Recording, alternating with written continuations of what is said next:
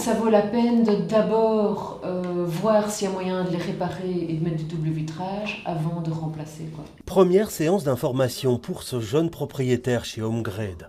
Le bien qu'il vient d'acquérir nécessite une sérieuse rénovation. Et évidemment, il compte sur les primes pour l'aider à la financer. On s'est déjà un peu renseigné ici pour voir qui contacter, ou pour voir quelles primes existent et à quoi on a droit. Mais bon, la recherche vient de commencer, donc on va bien plus approfondir, on va en sortir tout ce qu'on peut, quoi. Et les demandes de primes explosent. Près de 6700 ont été introduites à Bruxelles Environnement depuis le début de l'année. Dans cette société qui se charge d'effectuer toutes les démarches administratives pour ses clients, on le constate également. En 2023, elle a déjà introduit 220 dossiers pour un montant de près de 5 millions d'euros.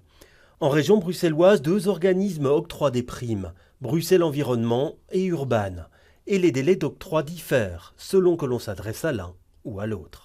Chez Bruxelles Environnement, le dossier est traité prime par prime, donc le retour est beaucoup plus rapide, alors que chez Urban, le dossier est traité en totalité, donc on voit tout le dossier avec le permis d'urbanisme, et donc ça peut prendre un peu plus de temps.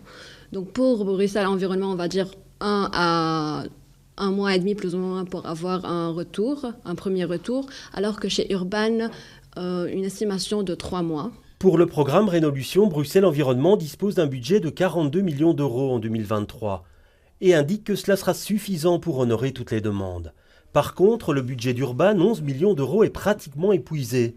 Il faudra donc trouver des solutions si la région veut éviter les refus de primes ou l'accumulation de retard dans l'octroi de celles-ci.